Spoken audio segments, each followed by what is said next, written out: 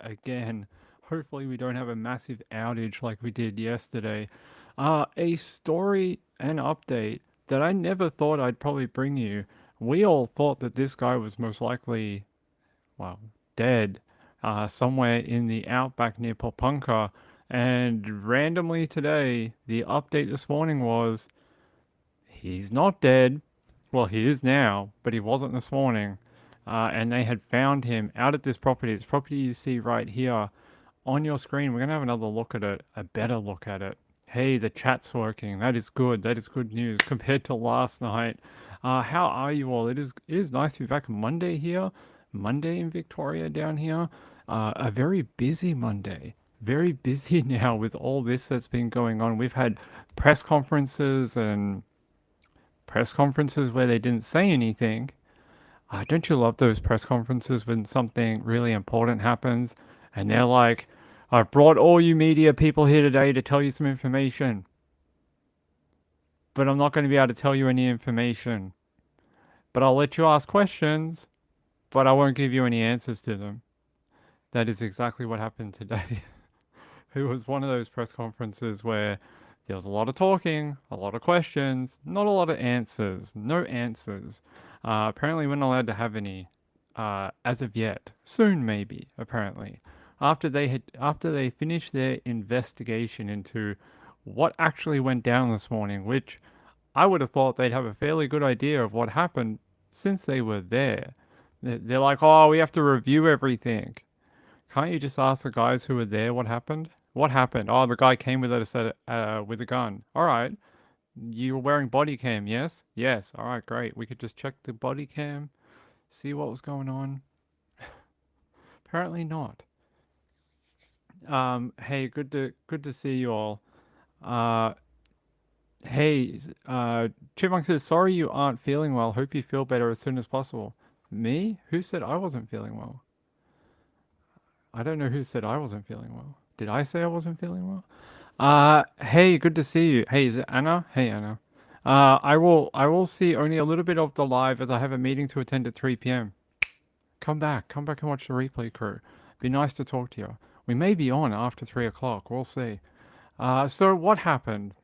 Well, according to the press conference, well, they didn't confirm this. This came from a source through the media. Someone close to Desi Freeman dobbed him in to authorities and basically gave up his hiding spot. Now, this is it here. You guys see, this is a actual Google map, and we'll talk about why there's a pin here in a minute. But this was the farm where they found him today, hiding out in what they describe as a shipping container slash caravan. Okay, I've never heard of one of those before, but I guess it's a thing. Probably one of these things here, either this red one or this long white one right here. Not sure which one. Some people keep saying it's a red one, but they said it was quite long. So I wonder if it's this white one here. So this is where he'd been hiding out. How did he get here? That is the question on everyone's lips. How did he get 150 kilometers north of Popunka, which is where the original shooting happened last year? So if you don't remember what happened, this guy was at a property down there.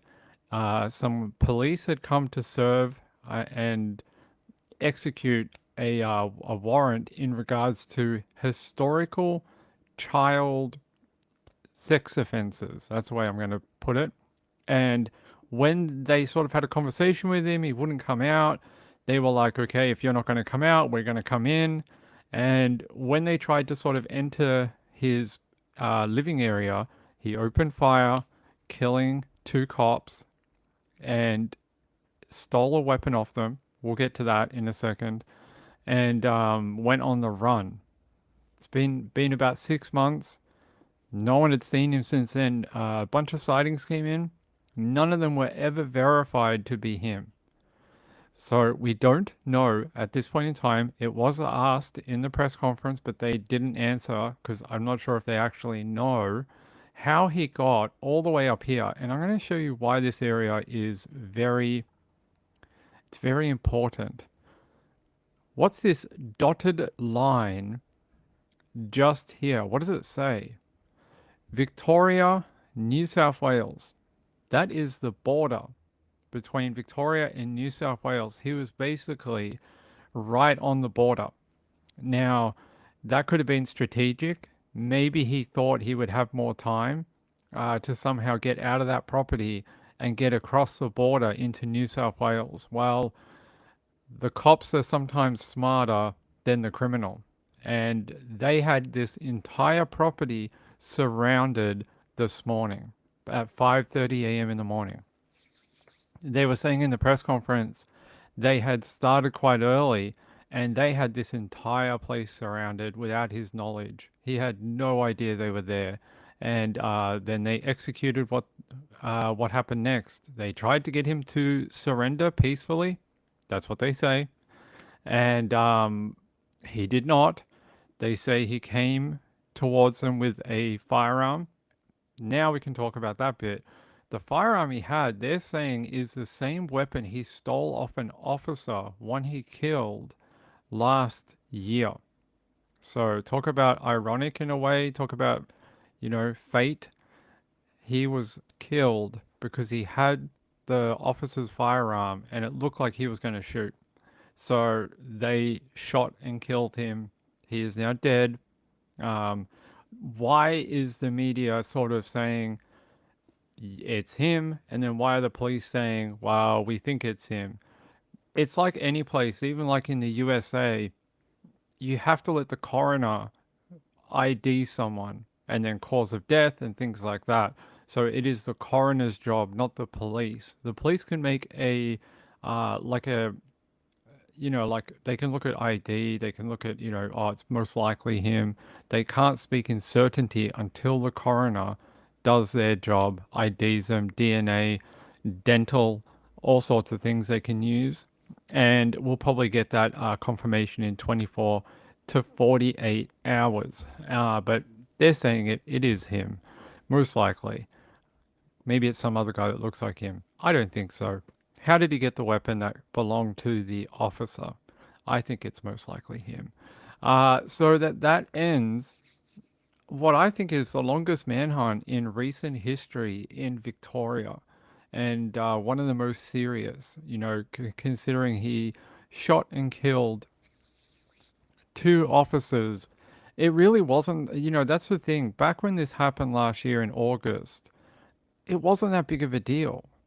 They probably would have charged him with a crime. He probably would have got bail at some point and probably got out and would be able to return to his property. Instead, he decided that that wasn't going to happen. That's not the way things were going to go. And the only person you have to blame here is Desi Freeman. He is not a martyr. He's not Ned Kelly. He is literally just a cop killer. He's a cop killer, and what is being alleged, he's a sexual crimes offender too, among a list of a billion other things as well. So I don't want to hear anyone saying, "Oh, this guy's the new Ned Kelly." No, he's not. No, he's not. There's a reason Ned Kelly sort of lives on in the public consciousness, and it's not because of anything that Desi Freeman has done that's similar. So, yes, I can play the press conference. Yeah, if you guys would like to see part of the press conference with the Victorian police, I can do that. Let me grab that. We should have it. Oh.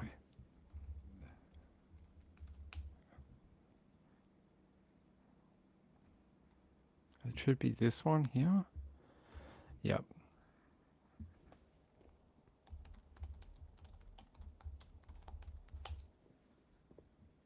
Just double check if Vicpol did one too. They didn't do one?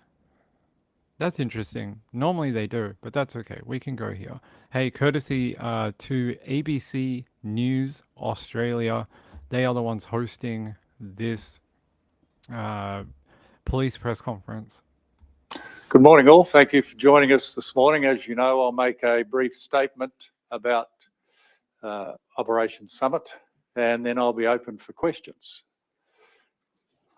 I confirm that this morning Victoria Police, as the result of an operation in the northeast of Victoria, fatally shot a man as a result of the operation into the shooting of 2 police officers. Whilst it's being reported that person is Desmond Freeman, we have to run through a very formal identification process. So Victoria Police at this stage will not confirm the identity of that person until that process has been undertaken.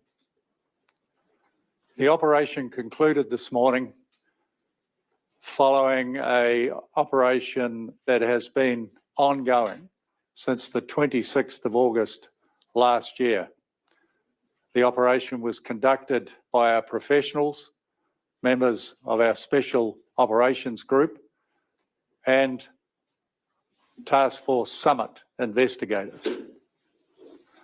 Whilst there will be a professional standards command and a coroner's hearing into this matter, everything I know at this point tells me that this shooting was justified. As I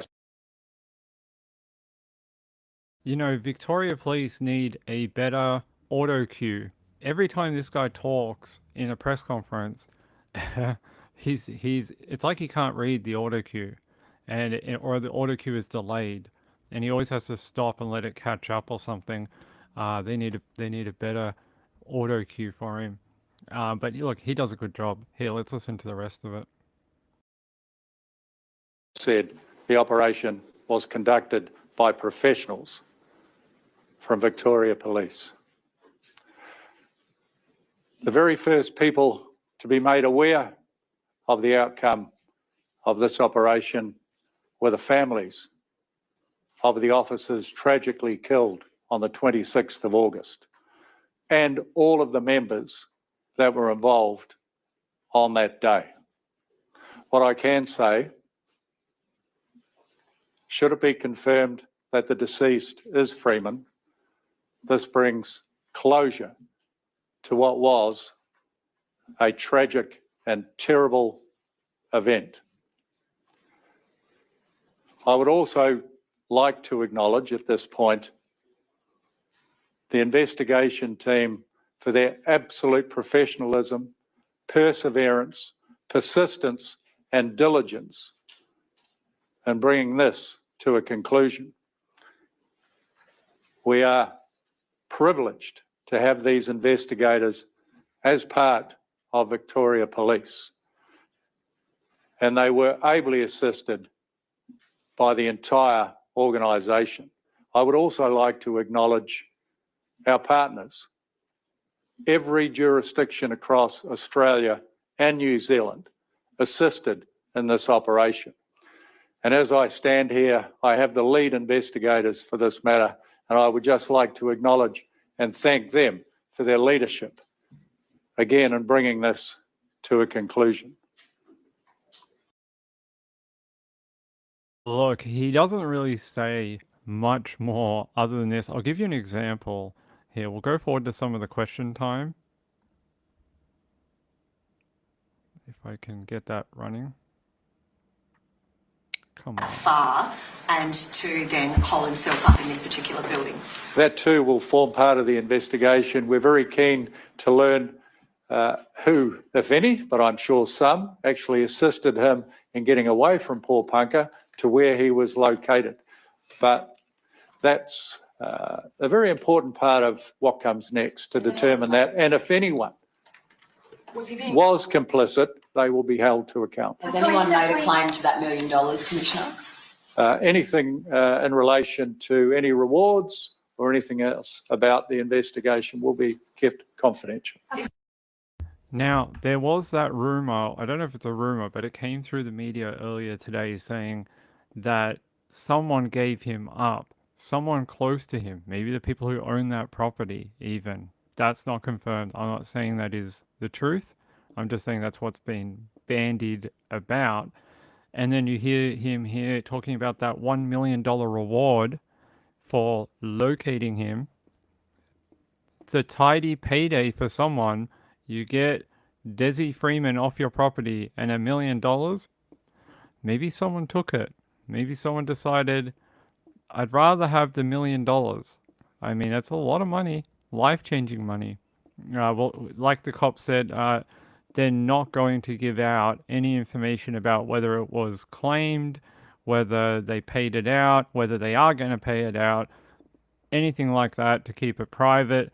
I think it's a good way to do it because it will mean, should there ever be a need again in the future, people can say, hey, they're not going to out my identity all over TV if I give someone up or solve a crime like a cold case.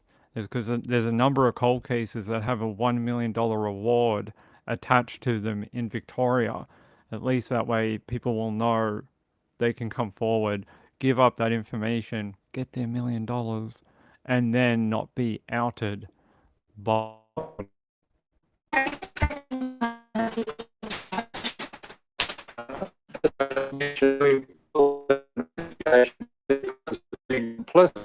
And aiding him not just in getting out of the area, but supporting him whilst he's been on the run. You mentioned that you spoke to the first people to know were the Dim and Neil's families. What do their families have to say? How are they feeling?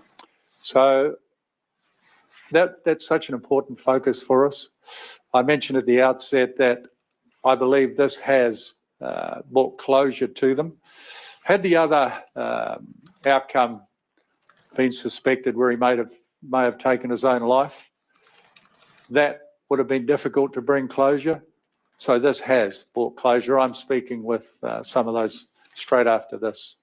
We understand that Vadim's family might be in Australia. Is that the case? Yes, you would have seen them last week at the commemoration for passing of Angela Rose Taylor. They're still here and I'll be meeting them shortly. Is anyone else in custody, Commissioner? Not at this point. We're hearing. I'll leave it there. As you can see, they get asked a lot of questions. There's not a lot of answers at this point in time. They're not really willing to give much out about what happened. They're saying basically they have to run through their operational debrief. Then they're going to obviously watch the camera footage. They'll figure it out. Maybe eventually we will get a larger, more illuminated idea of what went down this morning. But don't think this was like a quick operation. It started at 5:30 in the morning, and it wasn't until around 8:30, 3 hours later, that he was shot and killed. So it's not like they just went in there with guns blazing and were like, hey, we're going to kill this guy. I'm sure that, a lot of people think they just killed him to kill him, but 3 hours is a long time in a standoff situation to, he could have come forward, he could have given himself up, he could have, done a bunch of different things. To leave that caravan / shipping container with what they think is a weapon, an officer's weapon from last year, and then advance on police. I'm just not sure what options they really had, especially because he's already killed 2 officers. What risks do you think they're willing to take to actually get him into custody and put him before a court? I think they would have done it if they could. And if this guy showed even a hint of aggression, it was going to be, basically guns were going to go. I just think they weren't going to take a risk. And who knows if they were watching for a few days. I almost guarantee they were. I almost guarantee they were watching for a period of time. They would have wanted confirmation that it's him, and they wouldn't have wanted a third party confirmation. They would have wanted one of their officers visually seeing him. That would have been the ultimate sort of ground truth for them to go, okay, the operation is green light, let's go, 5:30 Monday morning, we're going in. So I suspect they had been milling around the property over the weekend, trying to get a visual on him. What's interesting is later in this press conference, he talks about how the military helped them out with surveillance earlier on in the investigation. What kind of surveillance? I want to know what technicalities did they hand over? Because it would have come in real handy right here. Because if you look at this map, look at this. I'll show you. Well, let's go back to that map. This is the property where they found him. Let's zoom out. You don't have a lot of choices here, do you? You've got a main road. It's got one driveway, very long driveway. And then it looks like a typical, end of the world type place where it's right in this area here, bunch of trees blocking the sight line. I'm not a cop. I don't know how they got in here without him noticing, and it wouldn't have been through that driveway. I don't know if they started at another property like this one and worked their way very, very carefully and slowly down here until they could get to the outside of this particular property or up here. It's very low cut too. Look at this. Outside of this area where you've got all the trees, which it's almost like a fire break. That's what it looks like. You don't have a lot of places to hide, especially if you're undercover or surveillance, what they call the dogs. You don't have very many places to sort of try and get a vantage point. Even if we go behind the property, is that a road or just a, I don't know if that's a road or a trail, but it looks like it may be just a trail. You might be able to get in through the back. Maybe we'll find out how they did it, but they like to keep these operational intelligence to themselves because they don't want to tip people off to how they might do this in the future. Maybe a drone? I don't know. I got no idea. But very isolated farm, very isolated. I wish I could show you this. Actually, maybe I can. If I, no, let's go here.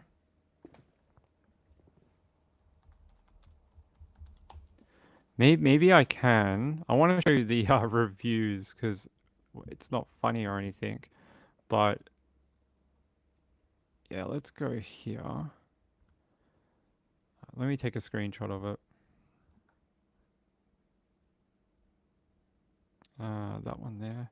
Yeah, people are calling it Tholo Farm Cookers Welcome. It's a bit of Aussie humor in a very dark day. Cookers Welcome.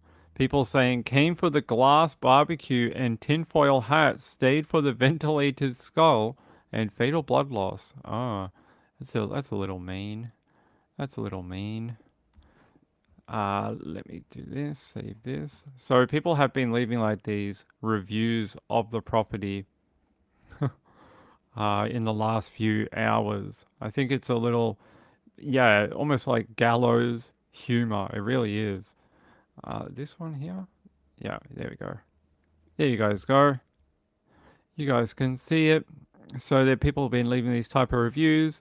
Someone says, best farm stay ever. I stayed here for a few weeks and now I'm in the running for a $1 million reward. Oi, oi, oi, people. The Australians and other people never fail to find some humor in a very, very dark situation. But yeah, they are calling it Thurlow Farm Cookers Welcome.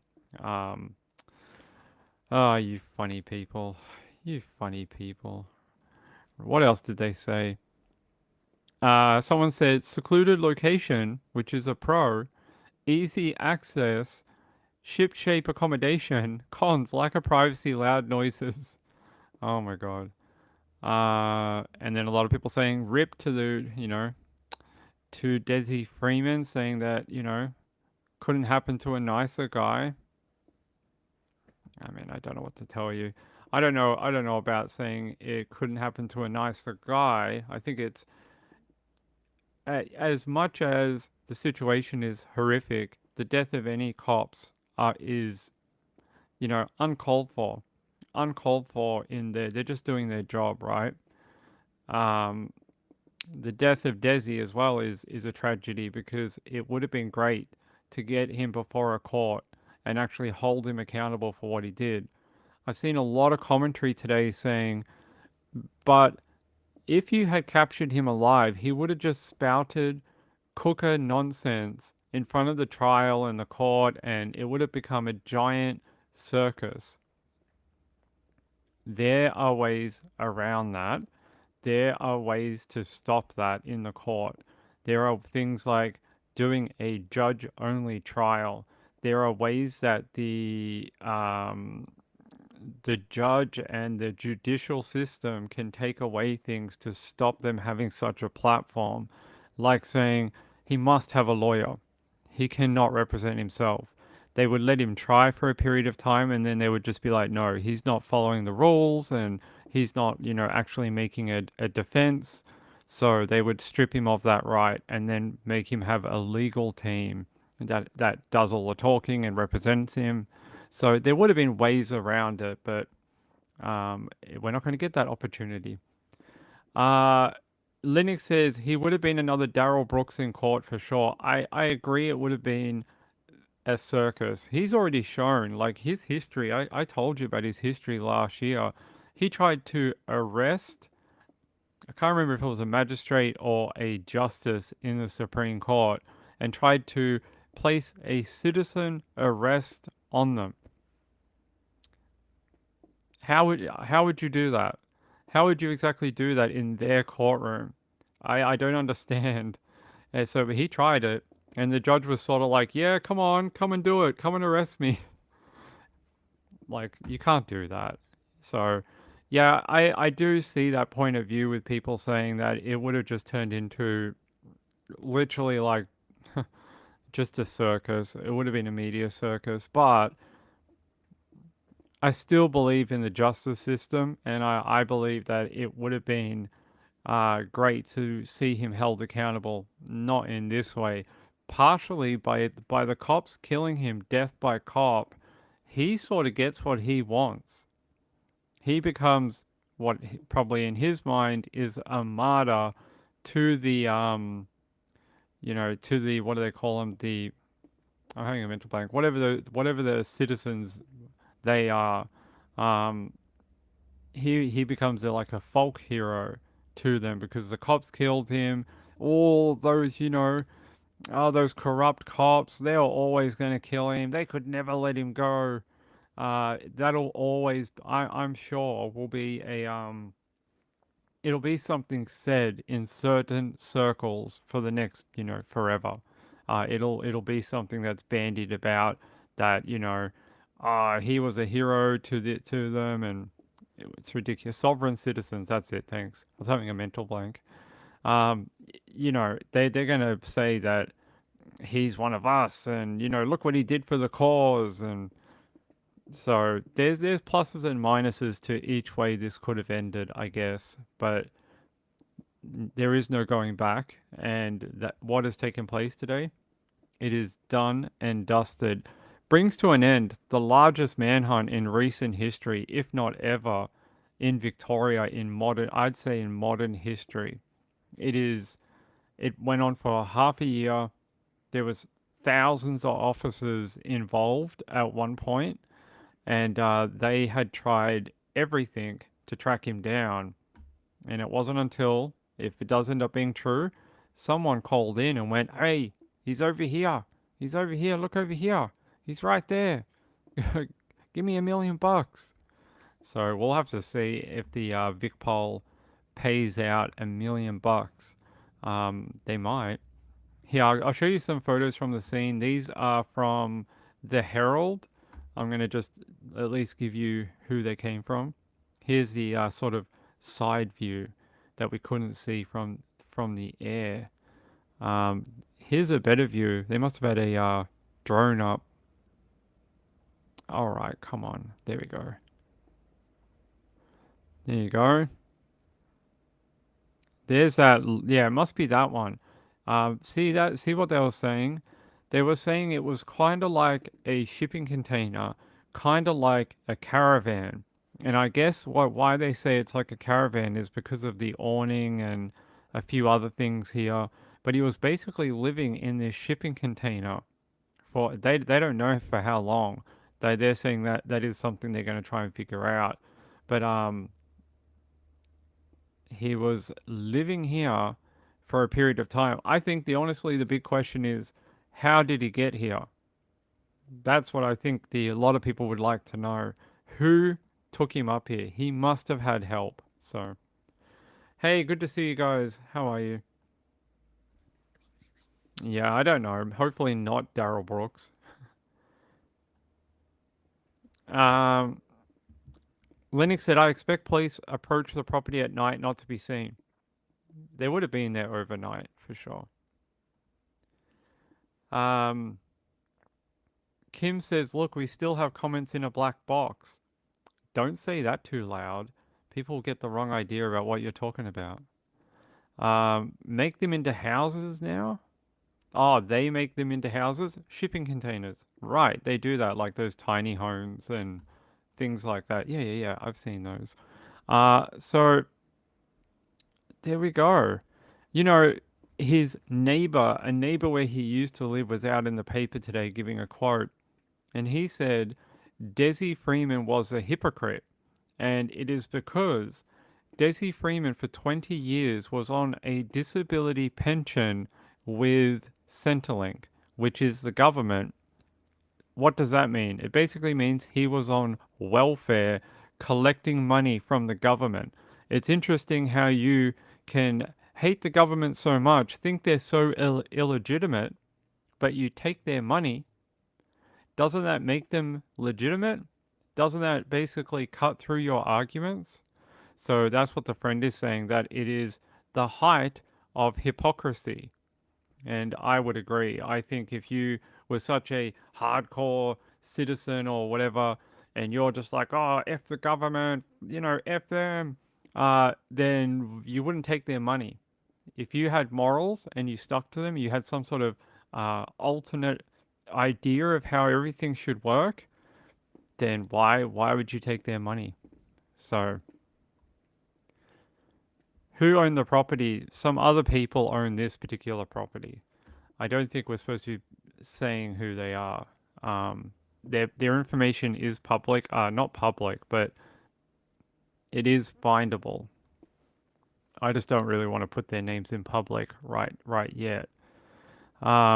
Many of them do that. Yes, they do. Hypocrisy. That's just crazy. Yeah, 20 years. Some rugged individual just a ponce? Maybe. So that brings it to an end, ladies and gentlemen. This case is one that a lot of people would email me about asking if there was an update. And I would have to tell them that there is no update. The one thing else I want to sort of talk about is a couple of months ago, the cops basically said in the media that they thought he was dead. Now, I've seen a big conversation online about that particular statement and whether the cops literally thought he was dead or was it some sort of like psychological warfare where they were like trying to get him to lower his guard in if he thinks the cops think that he's dead, he's no threat, that maybe he would become more relaxed and come out of wherever he was hiding. I tend to believe that that is true. And it is because early on, they basically, Victorian police instituted a really tight chain of command for information. They were basically doling out bits of information, but only through certain people.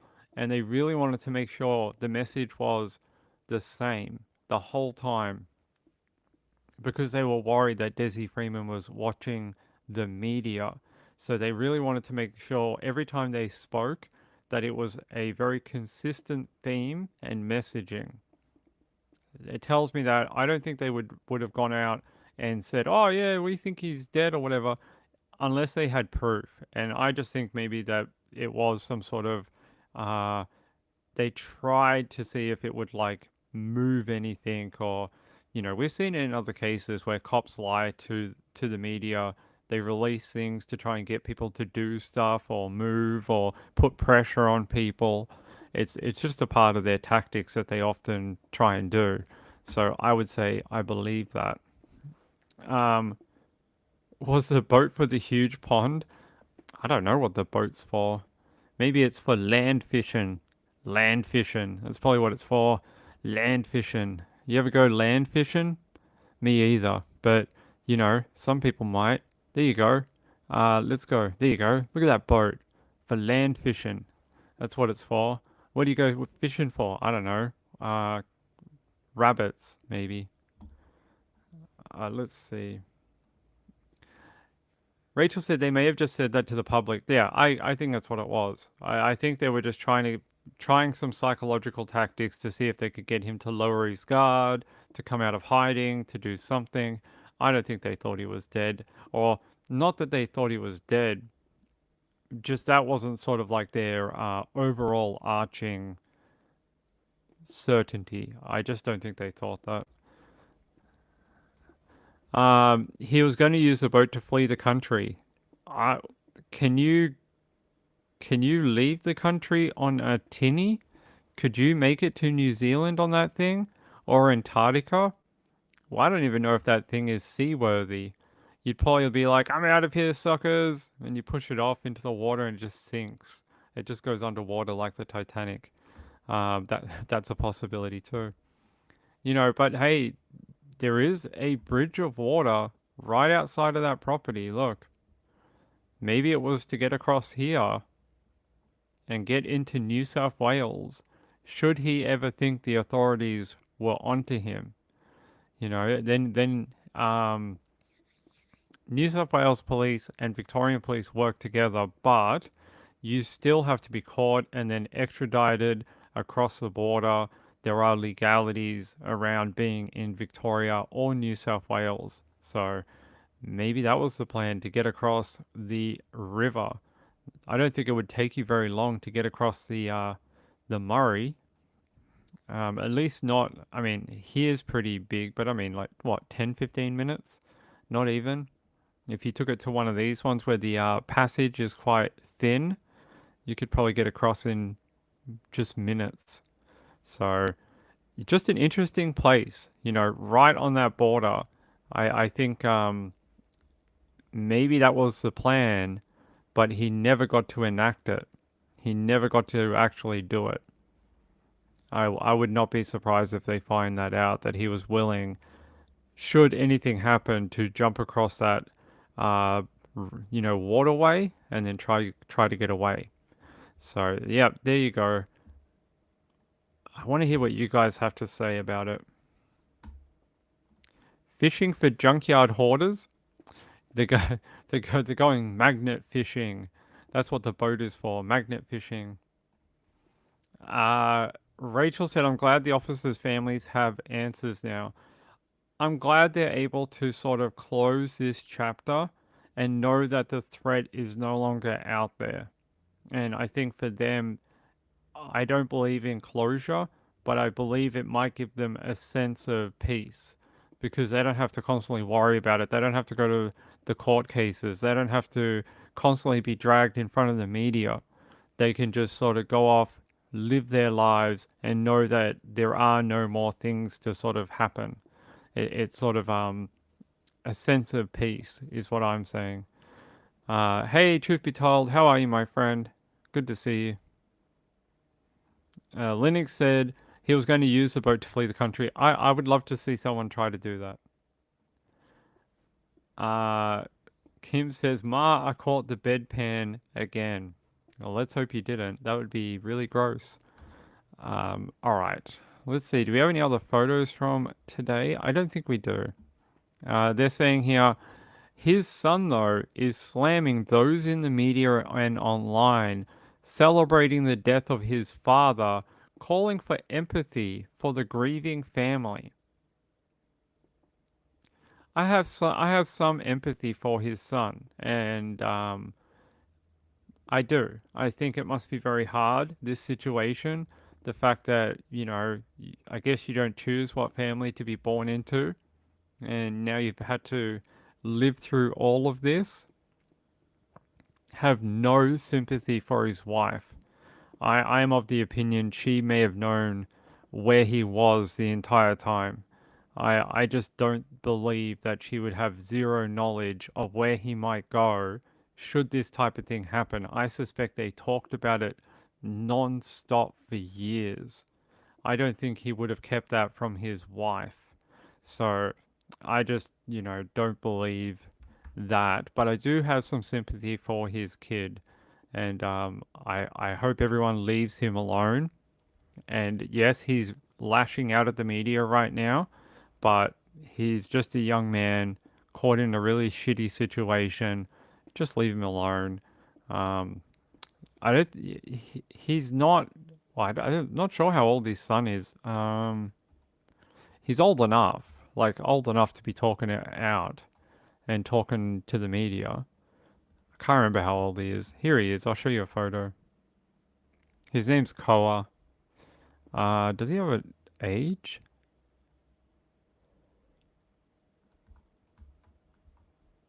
They don't list his age here, but he's old enough. Here. Let me drag this over here. This is his son there. So he's been talking online today, basically saying, he's angry at people who are making fun of the situation, clapping and cheering for the death of his dad. I mean, I think it's twofold. You have to understand that what he did was heinous, killing 2 VicPol members and injuring more, set off the largest manhunt in Victorian modern history. I think you have to edge your expectations, and while some people may have empathy for you, that doesn't mean they have to have empathy for your mum or your dad, and both things can be true at the same time. So maybe some people are celebrating the death of your dad, but they may also feel for you too at the same time. I think, yeah, you could do both. So it's sad. SP1 said, same as a wife, I don't believe she was innocent. Not a chance. Not a chance. They'll never charge her though. So he must have much younger kids. He probably does. I can't remember how many kids Desi has.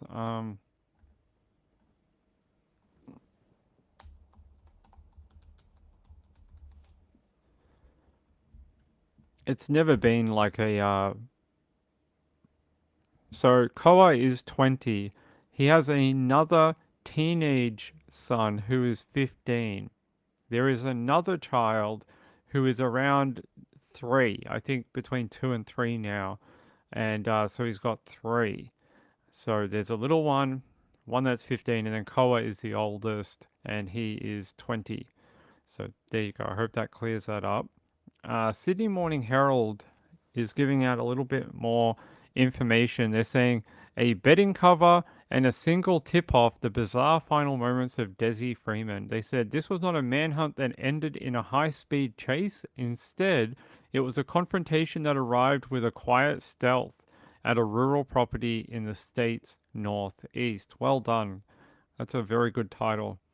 They're saying that Desi emerged from his hideout, a makeshift structure described as half shipping container, half caravan, cloaked in a bedding cover.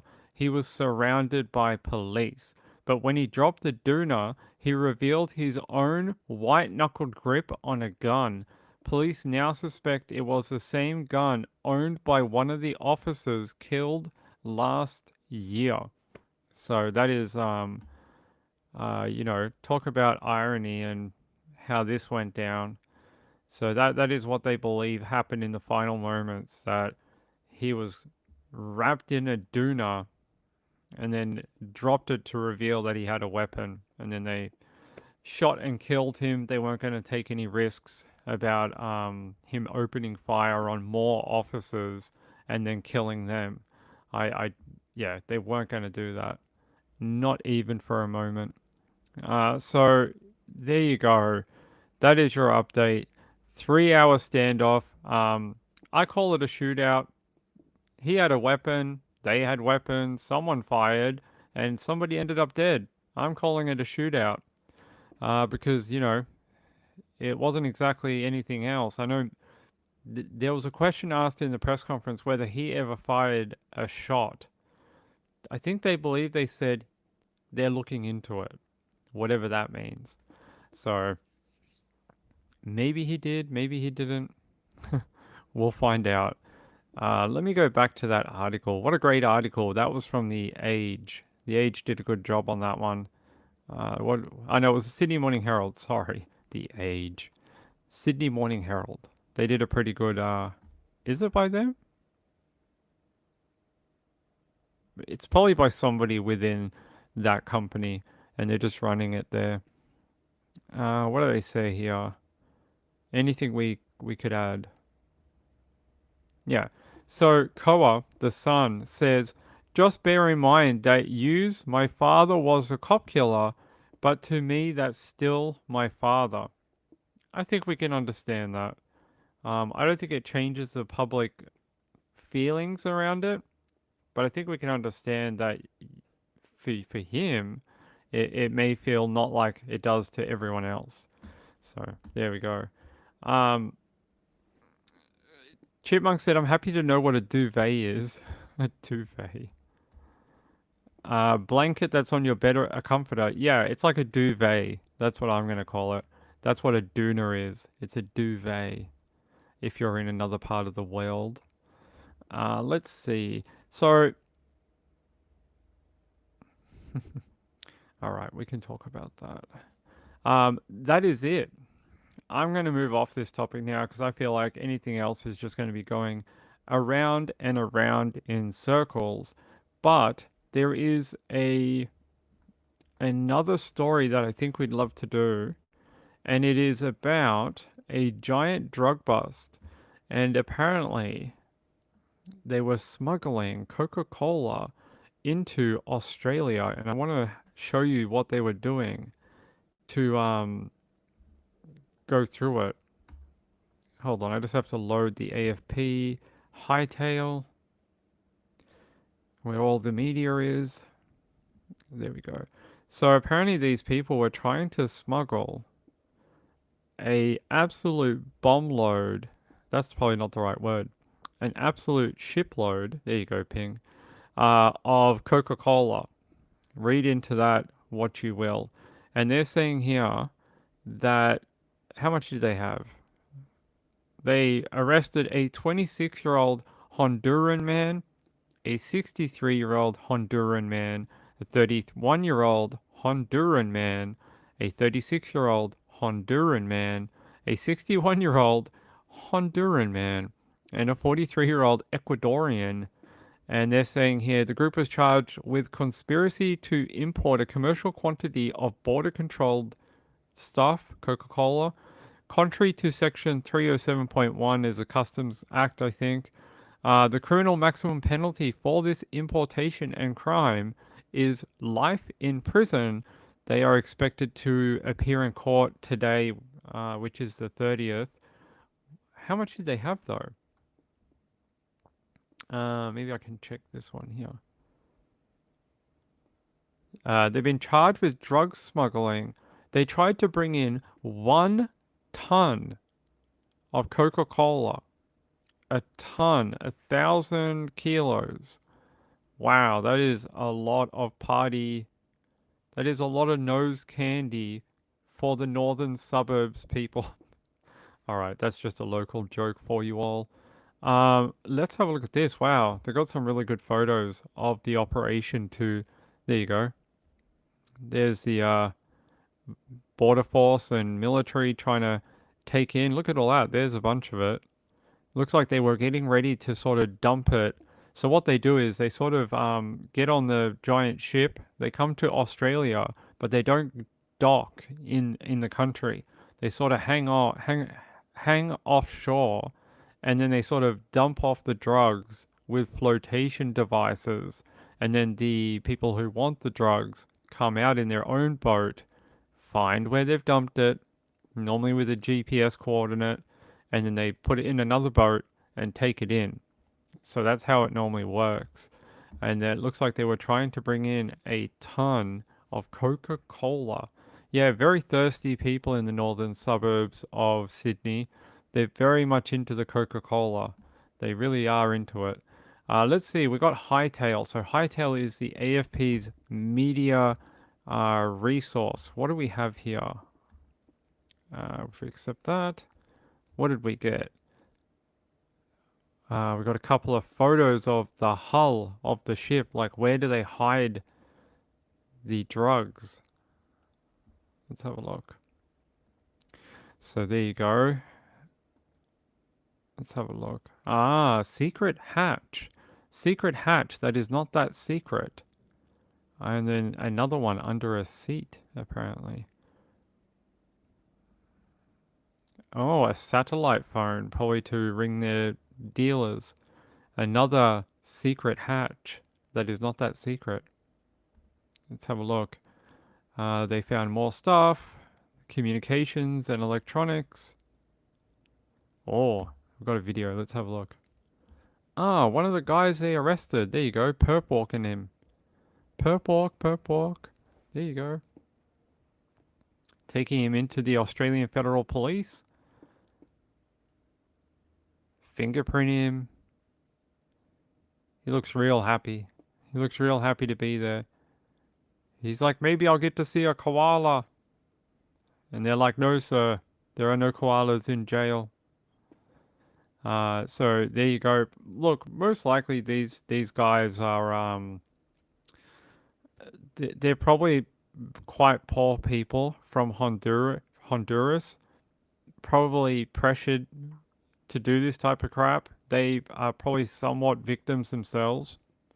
Not saying they're totally innocent, but you know, they come from quite a poor country, and sometimes they get pressured by drug gangs to do this type of thing.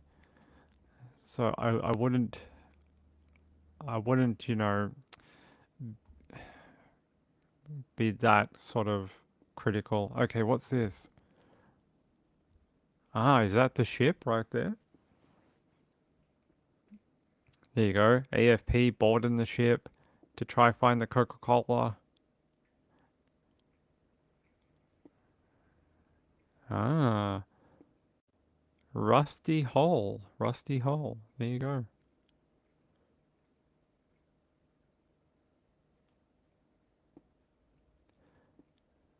They're trying to find the booty. Let's see if they find it. Ah, that panel was behind that thing. That's where they hid it. Secret panel. Not so secret. And that's probably where all the Coca-Cola is. Let's see if they find any Coca-Cola.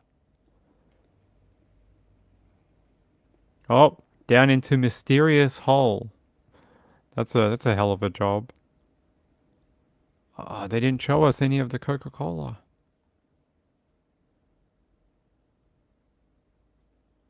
We're gonna have to keep going. We got another one. Wait, didn't we just watch that one? That's alright. We can go forward. There you go. Look at the job. Look, imagine having to do that. Do you want to do that and try and squeeze through that? Oh my god. Secret hole, secret compartment.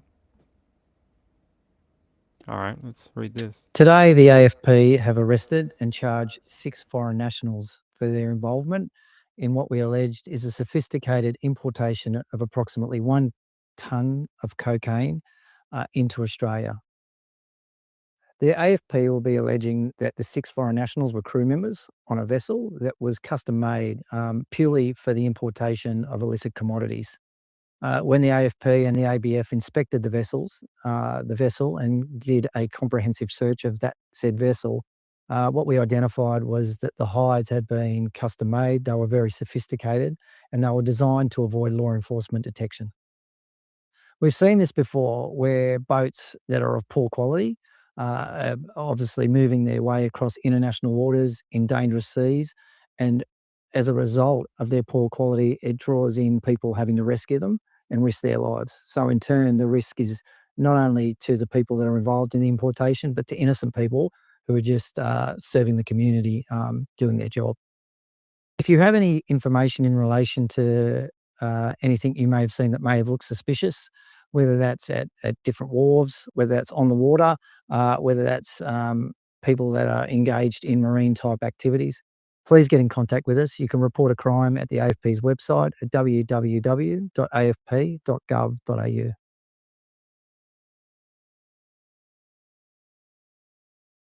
There you go. If you ever witness marine crime like a shark stab a turtle, call it in to the AFP and they'll investigate. We can't have these gang leaders patrolling the ocean. Let's see. They didn't show us any of the 1 ton. They showed us some electronics and they didn't actually show us the Coca-Cola. Yeah, we've got a couple of videos though from Hightail, but yeah, there you go. Another crew. It happens quite frequently where these boats come into the country expecting to drop off their 1 ton of Coca-Cola, and it's they often get found out. They're not that clever. Uh, SP1 said, I keep hearing secret tunnel, secret tunnel. Kids song in my head every time you say. That's pretty funny. T-Monk said, I watched drug searches on a documentary at a shipping yard. The stuff they have to move and explore days on a ship. This one looked pretty easy. They just had to find how to get into the storage area, secret storage area. But it is a little sad. These what is it, 5 people are now gonna have to go to court. They will probably be remanded because they're here illegally. So they will probably have to spend some period of time in an Australian jail, and then they will have to be deported. So they'll probably have to spend a period of time in Australian jails, and then they'll be deported back to their home country at the end of that. But yeah, they're saying here that the actual ship placed a distress call to Australian Maritime Safety Authority.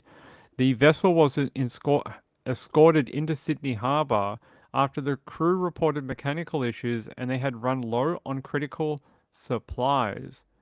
They're running low on Coca-Cola, apparently. The crew of the vessel was detained and as unlawful maritime arrivals and then transported to our immigration detention center in Sydney, which is in Villawood. And they're saying that they had the allegation that MV Raider had further drugs on board. So yeah, it seems like they were it's interesting that they dobbed on themselves, that they were so desperate to get off that boat that they actually dobbed on themselves and called over a mayday to try and get help.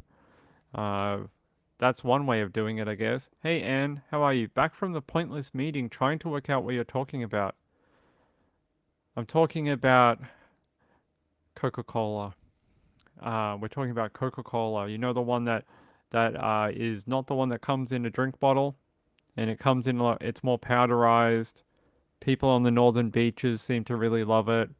Keep getting caught jumping into cars and buying packets of it. Cops end up arresting them, and they end up in front of a magistrate saying, "Oh, I was just holding it for a friend. I was just holding it for a friend. It's not mine. It's not mine. I'm an influencer. I don't do that type of thing." Uh, yeah. Hey, Anna. Good to see you. So there you go. 1 ton. That's more than you could even, I think. What? That's more than you could even think of, I reckon. I reckon there's no way you could even understand how much that is in real life. That is just a insane amount of it. It's probably, I don't know how much that would be if it's 1,000 kilos. 1,000 kilo. And it's 1,000 kilo divide.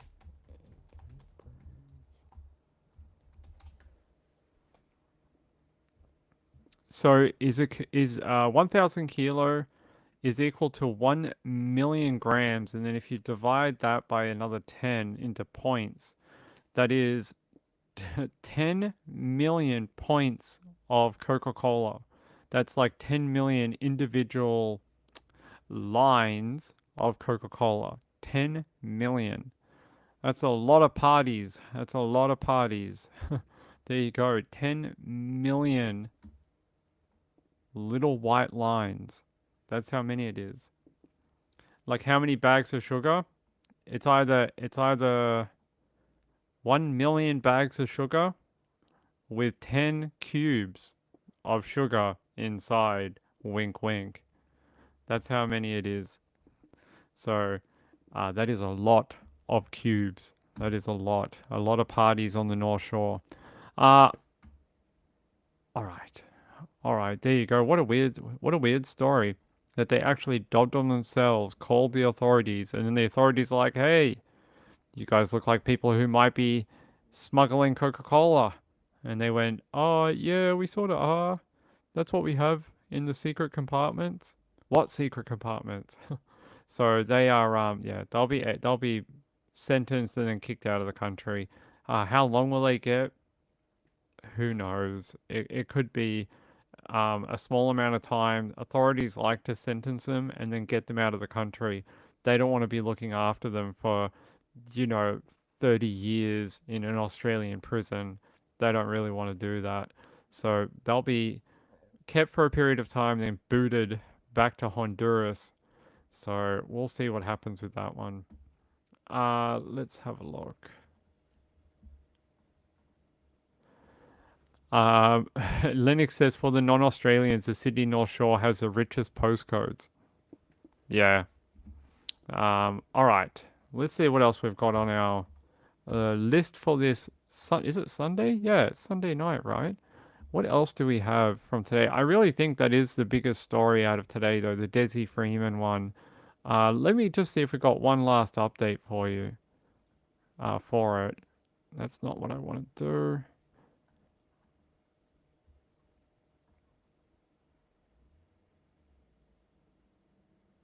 Yeah, let me take you out to the ABC News. They did an update about 32 minutes ago. Let me take you out there. After a 7-month investigation and 3-hour standoff at a remote property early this morning, police in Victoria have shot and killed Desi Freeman. Freeman had been missing since August last year when the self-proclaimed sovereign citizen was last seen escaping into bushland after shooting 3 police officers, killing 2 of them. Police had been conducting a warrant for historical sexual abuse when the shooting took place. Detective leading Senior Constable Neil Thompson and Senior Constable Vadim Devat Hotar were killed.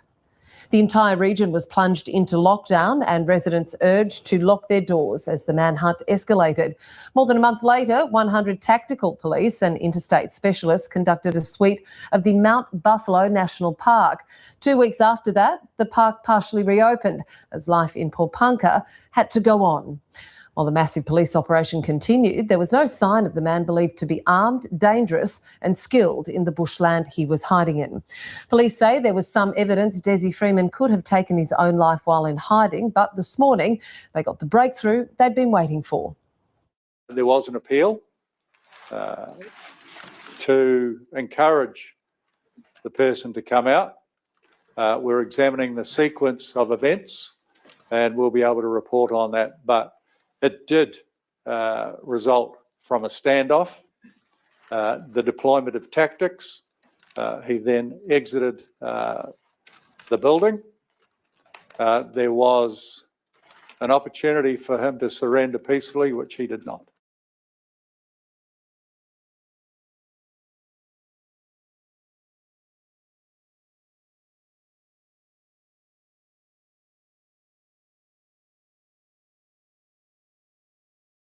There you go. There's your final update. What did you say? Derby. It's Derby. No, it's going to call it Derby. Derby in the UK because it sounds more funny. There you go.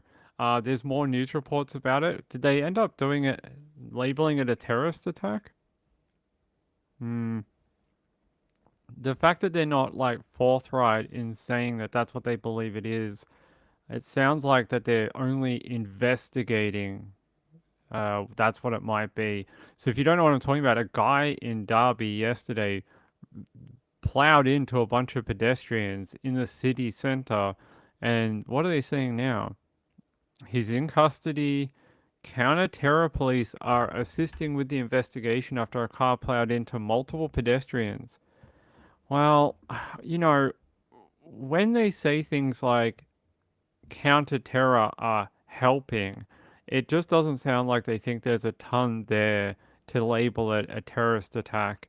But they're saying the man was originally from India. That's okay. It's not sort of the normal thing that happens.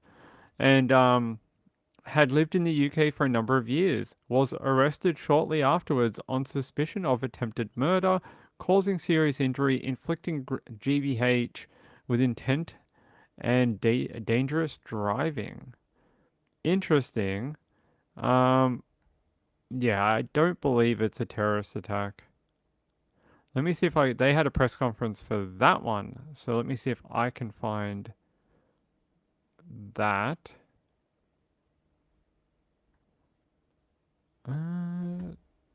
Here.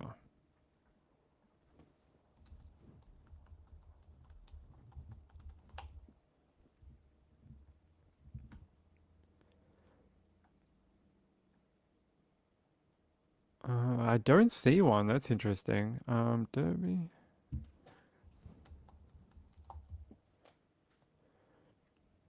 So Derbyshire Live, they had there was a press conference about 12 hours ago. Why was it not broadcast? Strange. Strange that they did not broadcast it on like Sky or BBC. Don't know what to tell you. Except for they're just, yeah, there's the press conference. Here's the press conference. You can see it happened, but there is no recording of it. At least not that oh, here we go. It's a small version of it. It's not the whole thing. Good afternoon, I am Chief Superintendent Emma Aldred and I lead policing here in Derby. At 9:30 p.m. last night, 7 people were injured in the streets of Derby in an horrific incident that has understandably shocked the city. Officers were on scene just seconds after a car collided with pedestrians who were simply enjoying a night out in Derby. While none of those injured in the incident have suffered life-threatening physical injuries, the impact on them, I am sure, is just beginning to be felt. While words cannot change the devastating events of last night, I know that I am holding them in my thoughts, as are my colleagues across the force.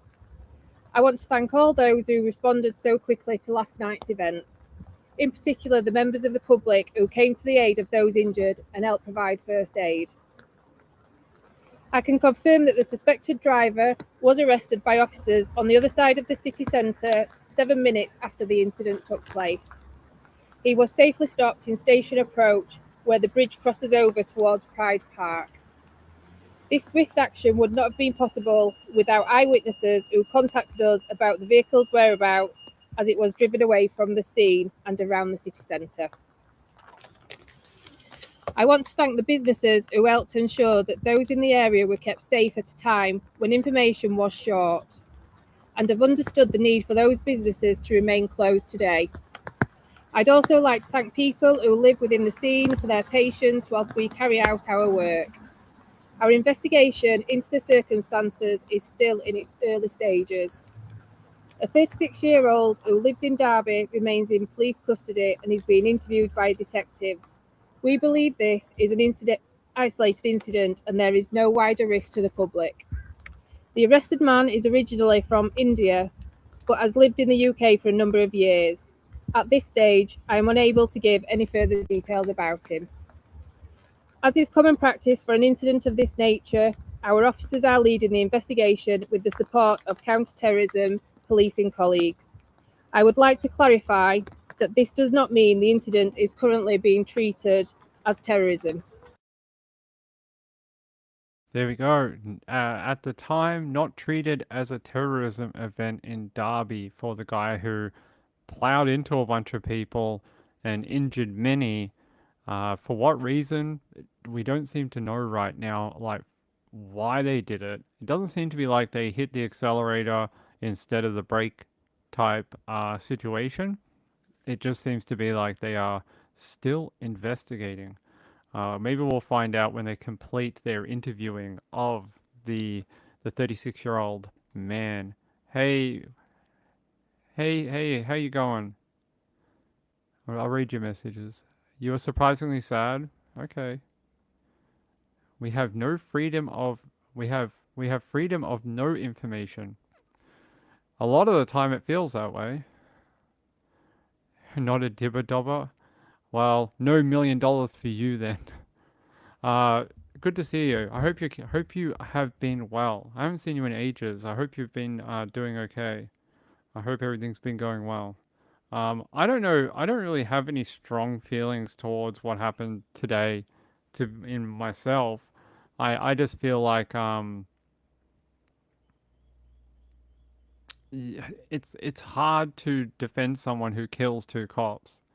If it had happened and he didn't kill the officers and then somehow went on the run and then the cops killed him, I may have a different opinion. But those cops didn't need to die. So I find it somewhat difficult to have some sort of opinion about him. Hey, good to see you. Hey, Taz, good to see you. Having a good day, my friend? There was a report at the place it happened with cops and CSI. I think that's it. They're at this is the main road in Derby. So this would be the same place. I can try look for a different one, but that looks like the biggest one. Let me have another look.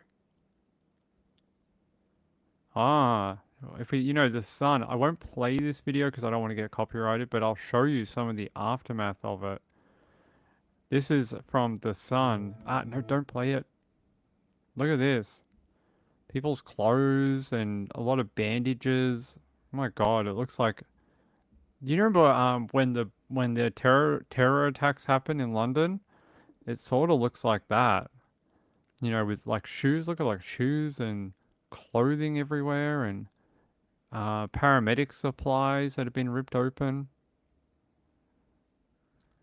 Jeez. Somebody's sunglasses, a piece of a car. There's like a chunk of a mirror or something. Someone's jacket. God. Someone's jeans are on the road. Probably got cut off by a paramedic. Terrible. Why this happened? Why someone decided to mow down a bunch of people? Don't know. Not sure. Well, not even that. It wasn't them. It was someone close to him gave him up. So it wasn't even their intelligence that did it. Someone rang them and went, "Hey, he's over there. Look over there. Look to your right." Like it wasn't even them. It wasn't like they tracked him down. It's not like they trudged through the forest and they found him and they tracked his scent for months and they found footprints in the mud. No, someone just rang up and went, "Hey, he's here." So like, yeah, it wasn't them. Let's see. You can see them working? Okay. Wow, it's pretty devastating. I'd love to know what caused it or like what this guy's background is. Like why would you run into a group of people like that? Here's you can see the CSI if that's what you're talking about here. There's crime scene, taking photos of everything. Really bizarre sort of. Oh, there's a video of the car. Video? Yeah, there's a video here. Do you guys want to see it? Apparently this is from a security camera. It happened in seconds. A black car drove into the crowd out enjoying their Saturday night in Derby. This footage obtained by ITV News appears to show it then leaving the scene at speed. You've seen a lot of ambulance.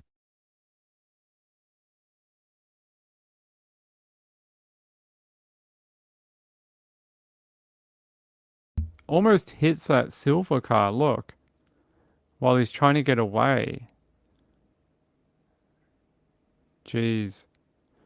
Didn't look like he was gonna stop for anything, did it? There's some drone footage. So where did he go? Down here? Condition. Ah, stop. Let's have a look. No, we already listened to that. There's CSI taking photos.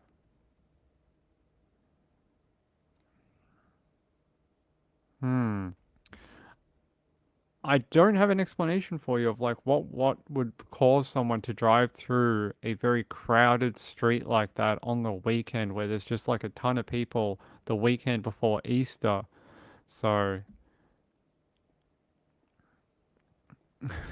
it would be an interesting day in the media if it was. Imagine if they come out tomorrow and be like, "Oh yeah, it wasn't him. It was like some guy called Jack. Some guy called Jack that lives out in the caravan slash shipping container." It's not him. Nah, that's okay. That's okay. We can talk to you.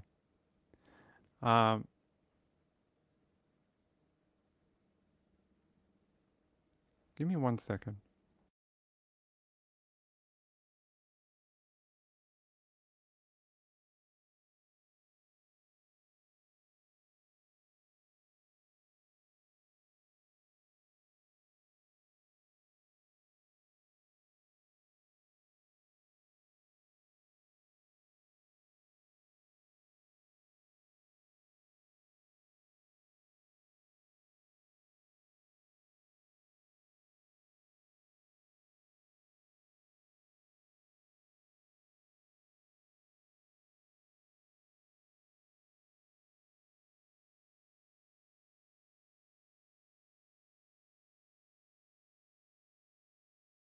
All right, there we go. Hey, we're back. What streaming software are we using? I'm using Riverside. I've moved away from StreamYard.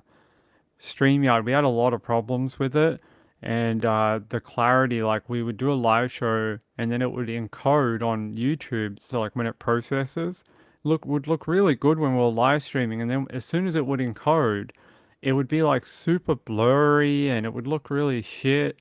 And I was so sick of it because I upgraded my camera, we got faster upload, we did everything we could on this side, like increase the bit rate going to YouTube. It didn't help, nothing helped. And so I was like, I've had enough. I don't like the formatting of StreamYard either, it's so restrictive. Like this one's pretty good. If we go here, like we can even do it like this too. A lot of people like this one. Where it's got like the larger photo.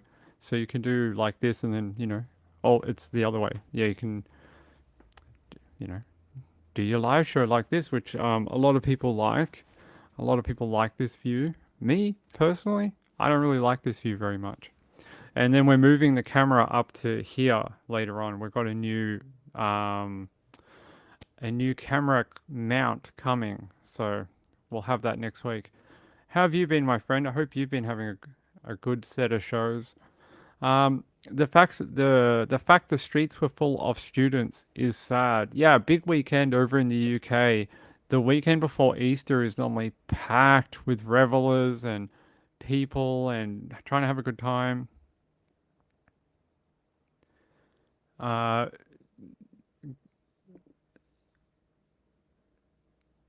Oh, okay. Yeah, we still have StreamYard, but I just don't like the new updates.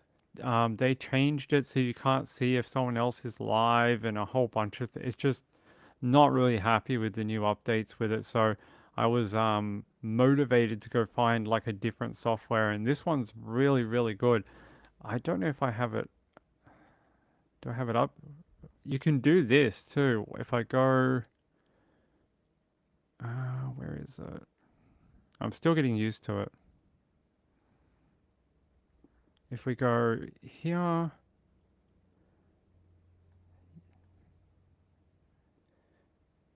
if we go this, you can even stream straight into VLC. So if you want to share videos or something like that, a live stream that you're running through VLC, you can go straight into another program that you're running on the computer instead of just a tab. So you can share an actual, like a video if you're running a video outside, or yeah, live stream through VLC, something like that. You can just do it like that. So if we stop sharing and then we go here, we go there, share that. Here we go. Yeah. On TV, ping is under the chat. Oh, I didn't know that. The picture on the new one is clearer. Can you show chat on the screen? We can like this. I don't know if you, I know the one, you mean like the mirror? Where you can have the little chat mirror? I don't know. I don't know. I can do this. I can put a love heart. I don't know. Can we do that?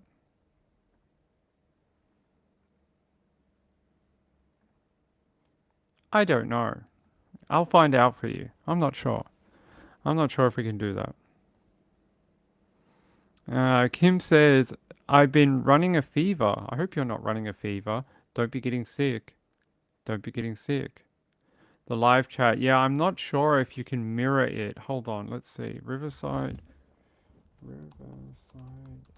Mirror chat on screen.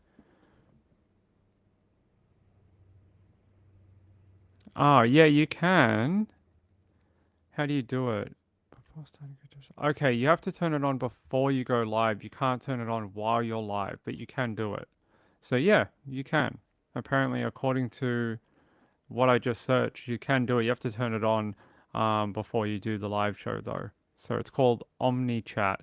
Apparently, you can embed chat from multiple places. So if you're on Facebook, X, and YouTube, you can have all the messages show up in the same place and put it on the screen. So pretty cool. We were at the end anyway, my friend. We were at the end of it, so I was almost done. So that's okay. You can derail it. I let everyone derail me every night. People start talking about food, and we'll talk about pizza for like 3 hours. Happens at least once a week. So yeah, I don't have anything else on my list. It's Sunday night.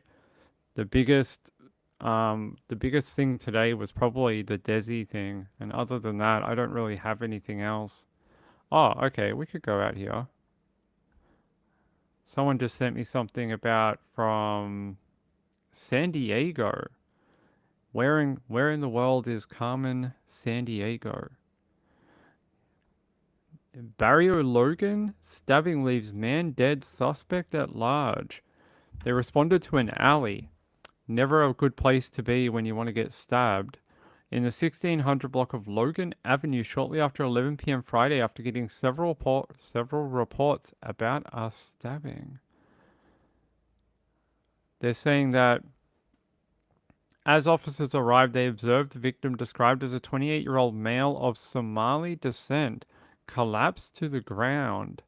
A citizen, the responding officers, and medics all provided medical aid at the scene. The man was transported to a local hospital, but unfortunately, he did not survive his injuries. The man's identity was not released until his family can be notified. Detectives were expected to be in the area throughout the day, collecting evidence and canvassing for witnesses. Where is this place? 1600 block of Logan Avenue. Let's have a look. San Diego.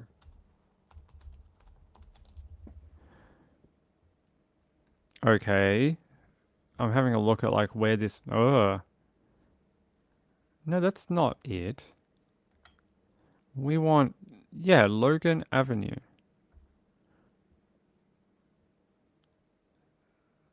Where is it? Ah, okay, it is there. I'm going to take you out there. This is where... It's not really an alleyway. Let's have a look. Where is there an alleyway? I mean, there's one there. I don't really see one like a traditional sense, like in Batman. I mean, what a shitty place to get killed. Yeah, there's like, I don't see like what you would consider like a typical, you know, alleyway, you know, where you get beat up and then a superhero will come and help you.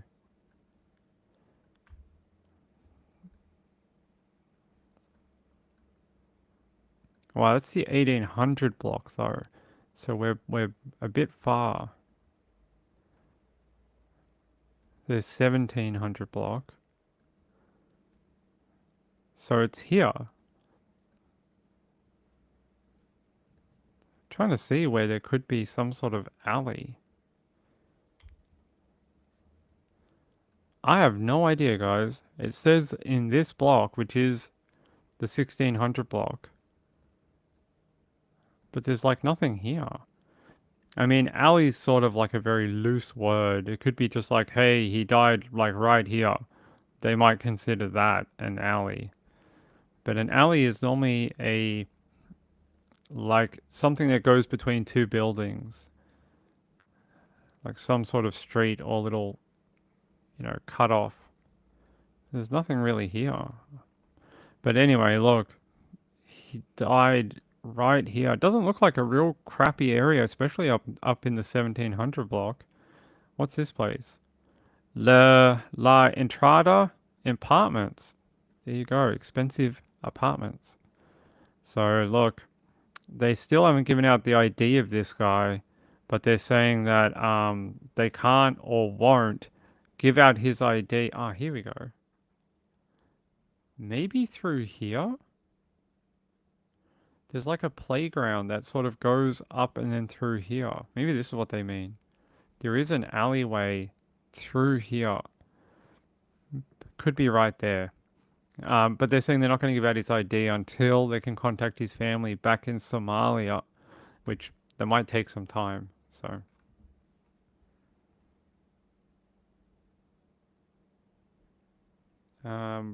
Hey, truth be told, how are you, my friend?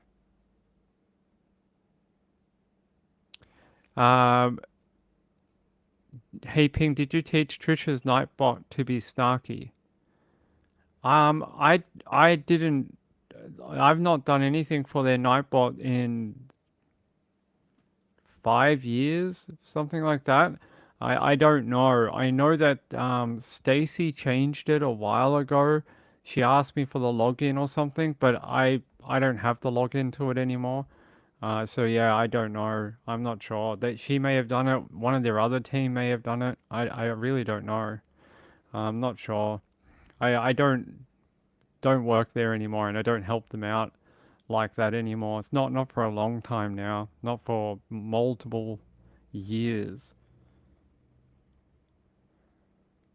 Yeah, not for a very long time. Sorry, I don't know. If you give me an example of what it said, I might be able to tell you whether it was me from years ago.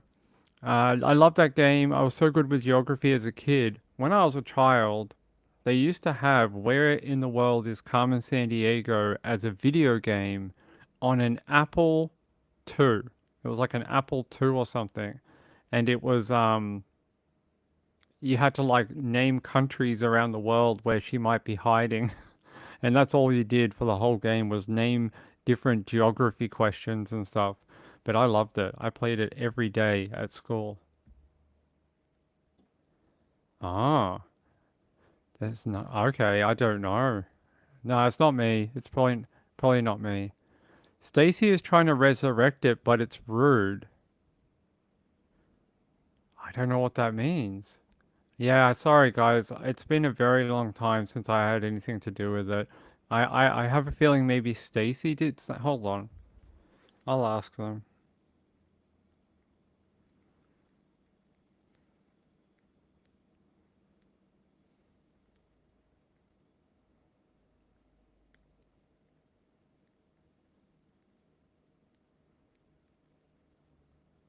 I'll ask them. We'll see if we get a reply. See if they tell me why it's snarky and rude. They may not reply to me though. Um, are you saying the Nightbot needs to be serviced? Are you offering to service it in that way? Is this like some sort of innuendo? Are you one of these people that might have like those AI chatbots as a partner? Have you seen those people that have like I'm in a polyamorous relationship with 5 different AI chatbots? It's a real thing. I didn't mention anything. I just asked them about it. The Nightbot has a dude. Well, you can see mine are just very basic, so I don't think it's me.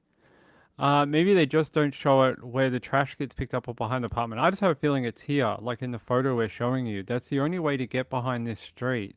So if someone was sort of milling about here, and then look, you got down here, there's a lot of homeless people, unfortunately. Not that I'm saying that they killed him, but it seems like, yeah, here, look.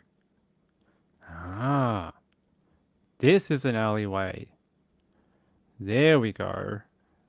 So that is the 1600 block. Maybe this is what they mean. What an awful place to get stabbed and die. I feel sorry for the guy. It's horrific. It looks like everything you've ever seen in every movie where someone gets beat up in an alley. And it looks like if you were behind here and you were in trouble, I don't think anyone's going to hear you. Because if you look here, there's nothing here except for a factory. So if it's the middle of the night, like, 10 p.m. at night, no one's going to hear you. Like, there's a couple of apartments up here, but they may not hear you either.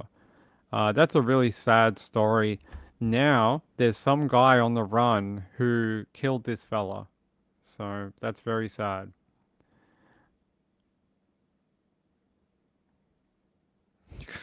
Someone was chatting it up.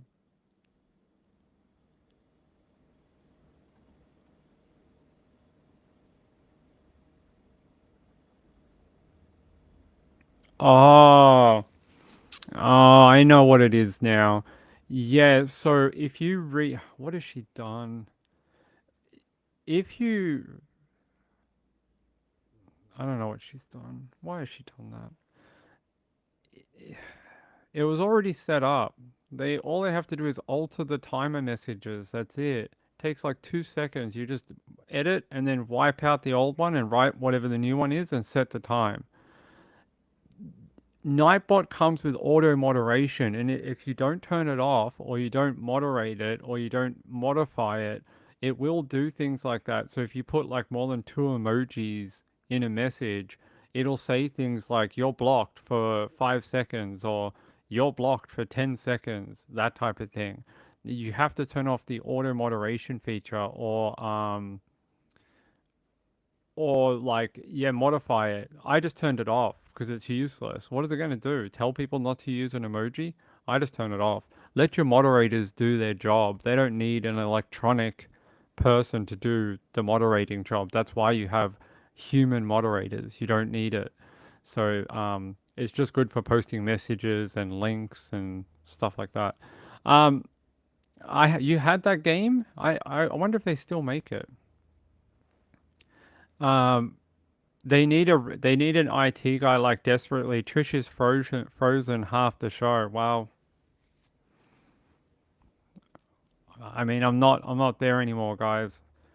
I help them every now and then when there's something desperate, but other than that, I'm not there anymore. SP1 said, I had no idea you could have a snarky Nightbot, like it has its own brain. No, it just sort of tells people off about the Nightbot.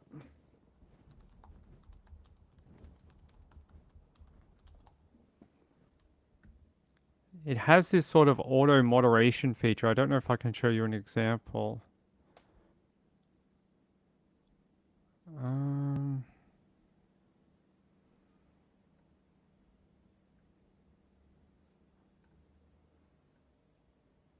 I don't think I can, but it just has a thing where it can be like an artificial moderator, but it's just not very good. You're better off letting your actual moderators do the work.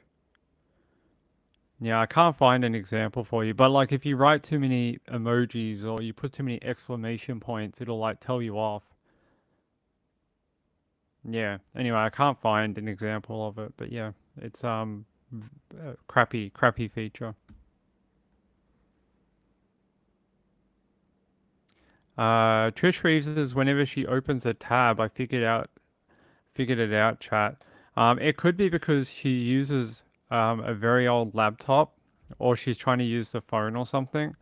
That's why we have like an absolute monster graphics card. We're running like 128 gig of RAM in this computer. I think we've got like a 20 gig graphics card, 128 gig of RAM, just monster amounts of like computing so that we can. I've got like 90 tabs open right now because we have just a million stories we go through. You need a good computer to do this type of streaming because a browser eats at your RAM. It'll eat at your RAM if you have too many tabs open. You need a lot of RAM and you need a good CPU to have a lot of tabs. If you want one or two, that's fine. But if you want to do like multiple stories and different videos and this and that, you need a decent setup. All right, I'm just trying to see if we have anything else on our. I think we did that yesterday. We did the Lover Lane thing. We did the woman in Wyoming who tried to make her husband disappear. Then she got caught when she gave her phone to him and he found the messages of her organizing his murder. Very clever lady. Let's see. All right, we got maybe one more if I can get to North Carolina. I do. Let's head out to North Carolina. This will be the last story for tonight. We're going to go out to, is it Carolina or Detroit? North Carolina. Yeah, it is North Carolina. Don't know why it's on a Detroit link. Okay, that's okay. I'm going to take you out here to Detroit. With new charges for the former Detroit police sergeant who the prosecutors say led a double life as a serial rapist. Benjamin Wagner now faces charges in 6 different sexual assault cases. Thanks so much for joining us at 5. I'm Ty Steele. And I'm Damon Fernandez. The 68-year-old is charged for kidnapping and assaulting women ranging in age from 14 to 23. Let's get out to our Erica Erickson live tonight. So, Erica, police say there may be more victims still out there, huh? Yes, that is what they fear. Believe it or not, 5 and just a day later, 6 cases now. The latest case, the victim there, police say just 14 years old. They say walking alone here on Trinity Street. 6 victims, 1 accused serial rapist. Retired Detroit Police Sergeant, 68-year-old Benjamin Wagner. I'm not going to call him Sergeant Wagner. He is Mr. Wagner. He has disgraced this badge. He has disgraced everything we do. Accused of living a violent double life. Wagner now living in North Carolina, caught with the help of Detroit Police, the Wayne County Prosecutor's Office, and the FBI. Now facing a growing list of heinous charges for rapes between 1999 and 2003. The facts and circumstances are certainly egregious. He has not been convicted of anything yet. The newest charges coming from 2002. A 14-year-old girl, prosecutors say, kidnapped and raped at gunpoint here on Trinity while walking to the bus. Prosecutors say this attack following the same chilling pattern. Victims, teens to early 20s, walking alone about 5 miles from Wagner's home on Bentler, held at gunpoint, and then sexually assaulted. And just like any other profession, we've got some that slip through. And this one, unfortunately, is an absolute monster. And he's going to get what's coming to him. Wagner with the Detroit Police Department from 1989 to 2017. Despite an internal investigation in 2016, DPD citing no personnel issues they're aware of.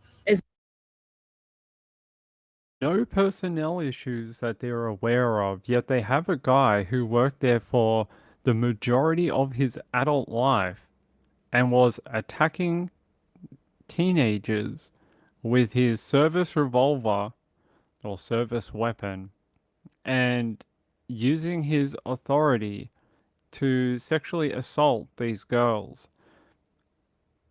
And then they come out and say, yes, we have no no problems whatsoever. Buddy, I don't think you understand the word problem, and I don't think you understand how bad this makes your department look. How like it's ridiculous. They're saying Wagner used a firearm to force teenagers into a secluded area where he SA'd them, and they're saying that some of these victims have been waiting over 23 years for justice. Some of them now in their late 30s and early 40s. That's like they were teenagers when it happened, and they're only just now getting to the court system. They're saying in his latest case, Wagner faces several high-level felony charges, including kidnapping, first-degree criminal sexual conduct ×2, third-degree criminal sexual conduct with 2 counts. And they're saying the case is built around these decades-old R-word kits that they've had in a cryogenic freezer for years, and they've just started testing them and then tracking down the people responsible. But between 1999 and 2003, he attacked 1, 2, 3, 4, 5, and 6 different women. About half of them were teenagers, and the other half were in their early 20s. His oldest victim was 23, and the median age of them was about 18. But a couple of them were 17. One was 16 and one was 15, but a couple of them were a little older.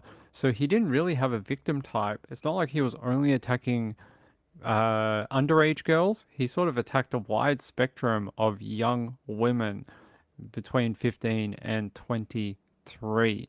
So he's had a hell of a past. His timeline is gross, really gross.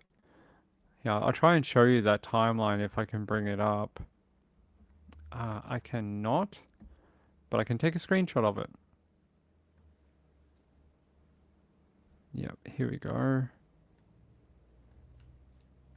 Alright, let me open up a new tab and then I'll get this to you.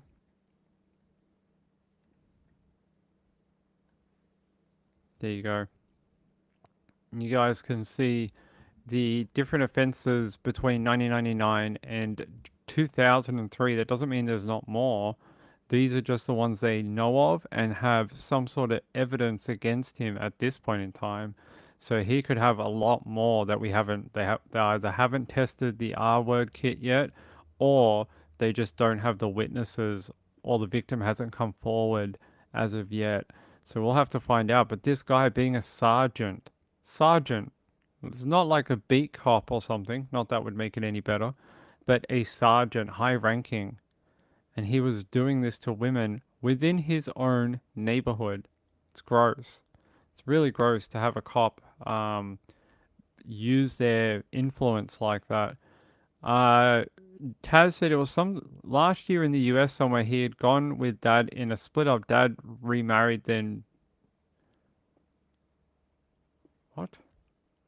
Is this a different case?